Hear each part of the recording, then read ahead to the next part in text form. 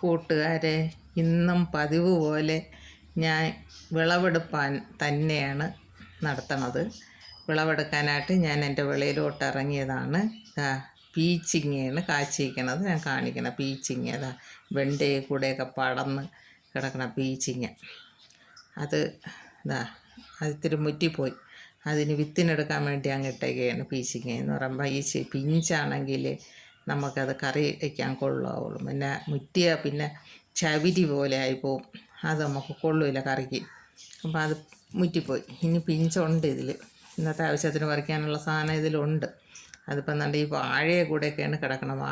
കൊല ഒരു തുണ്ട് രസകദളി കൊല വിളഞ്ഞ്, അപ്പോൾ അതിനെ വെട്ടിയെടുക്കാനായിട്ട് നിൽക്കണം. അപ്പോൾ ഈ രസകദളി വാഴയെ കൂടെ തന്നെയാണ് ഇത് പടന്ന് കയറിയൊക്കെ കൂടെ നിൽക്കുകയാണ്.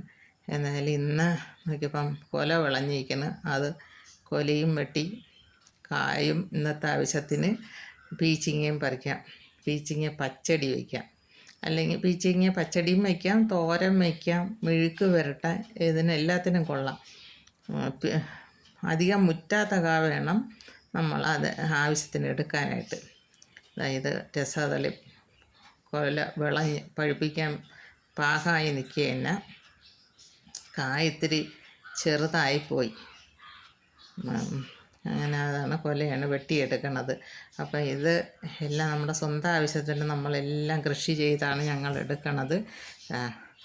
രസകദളി കൊലയാണ്. കൊടുത്താലും നല്ല വില കിട്ടും. ഇതിപ്പോൾ നമുക്ക് ഇതിൽ വളമില്ല, ഒന്നും ചേർക്കാത്തതായതുകൊണ്ട് നമ്മുടെ പഴമൊക്കെ അതിന് നല്ല മധുരമാണ്. വളമിടാതെയും കെമിക്കലുകളൊന്നും ചേർക്കാതെ, രാസവസ്തുക്കളൊന്നും ചേർക്കാതെയുള്ള പഴം നമ്മൾ സ്വന്തമായിട്ട് നട്ടുപറക്കിയെടുക്കണം. അതിന് പ്രത്യേക സ്വാദാണ്. അത് മുളകൊക്കെ പഴുത്തിരിക്കുന്നുണ്ട്. മുളകിൽ പഴുത്തിരിക്കുന്നത് മുളകുമൊക്കെ പറിക്കണം. അങ്ങനെയാണ് ഞാൻ ഇന്ന് വിളയിലോട്ട് ഇറങ്ങിയത്. ഇനി അടുത്ത് എന്തെങ്കിലും കറി വയ്ക്കാൻ നോക്കിയപ്പം അഗസ്റ്റിയിൽ നിറച്ച് പൂവുണ്ട്.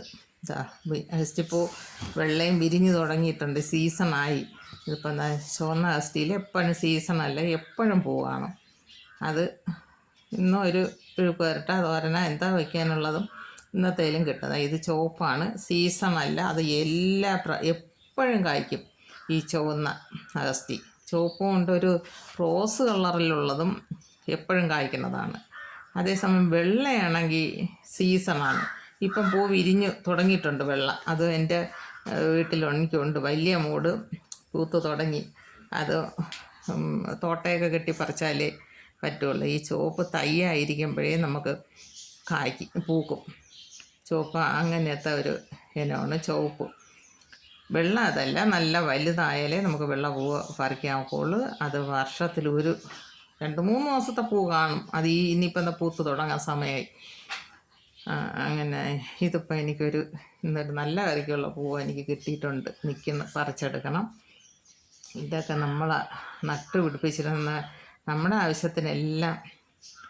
എനിക്ക് പച്ചക്കറിയായിട്ട് വാങ്ങിക്കാനായിട്ട് പച്ചക്കറി ഞാൻ വാങ്ങിക്കില്ല. ഉള്ളിയോ സവാളയോ വെളുത്തുള്ളിയൊക്കെ വാങ്ങിക്കുള്ളൂ. ബാക്കിയുള്ള ഒരു ഐറ്റവും ഞാൻ വാങ്ങിക്കില്ല. എല്ലാം എൻ്റെ ആവശ്യത്തിന് ഞാനിതുപോലെ കൃഷി ചെയ്ത് തന്നെ എടുക്കണത്. എനിക്ക് ചുവന്ന അഗസ്റ്റി 2 മൂടാണ്.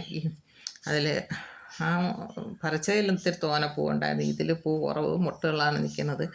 എങ്കിലും മാറി മാറി രണ്ടിലും ഇഷ്ടം പോലെ എൻ്റെ ആവശ്യങ്ങൾക്കുള്ള എല്ലാം പച്ചക്കറി ഞാൻ സ്വന്തമായിട്ട് നട്ടുപിടിപ്പിച്ചാണ് എടുക്കുന്നത്. ഇതുപോലെ എല്ലാവർക്കും, എല്ലാ വീട്ടമ്മമാർക്കും ഇതുപോലെ ചെയ്തെടുക്കാം. നമ്മുടെ ആവശ്യത്തിനുള്ളത് ഒന്നും കാശ് കൊടുക്കാതെ, മരുന്നടിക്കാത്ത പച്ചക്കറി നമുക്ക് ഉൽപ്പാദിപ്പിച്ചെടുക്കാൻ പറ്റും. അതിൽ വീട്ടമ്മമാർ ശ്രമിച്ചാൽ മതി. ഇത് നമുക്ക് ചെയ്തെടുക്കാമെന്നുള്ളതേ ഉള്ളൂ. 50 രൂപ കൊടുക്കുമ്പോൾ ഒരു തൈ കിട്ടും. വാങ്ങിച്ചുകൊണ്ട് നട്ടാൽ മതി. അപ്പം ദിവസം 1-2 എങ്കിലും പറിച്ചാൽ നമുക്ക് ഇത് ഔഷധ ഗുണമുള്ളതാണ്. ഇതുപോലെ എല്ലാവരും ചെയ്ത് നോക്കണം. എൻ്റെ ഈ വീഡിയോ എല്ലാവർക്കും ഇഷ്ടമായെങ്കിൽ ലൈക്ക് ചെയ്യണം, ഷെയർ ചെയ്യണം, സബ്സ്ക്രൈബ് ചെയ്യണം. ഇന്ന് എൻ്റെ ആവശ്യത്തിനുള്ള ഐറ്റങ്ങളാണ് ഞാൻ പറിച്ചുകൊണ്ട് വെച്ചേക്കുന്നത്. ചുരക്കയും വെണ്ടയ്ക്കയും മുളകും പൂവും എല്ലാം. അതാണ് ഇന്നത്തെ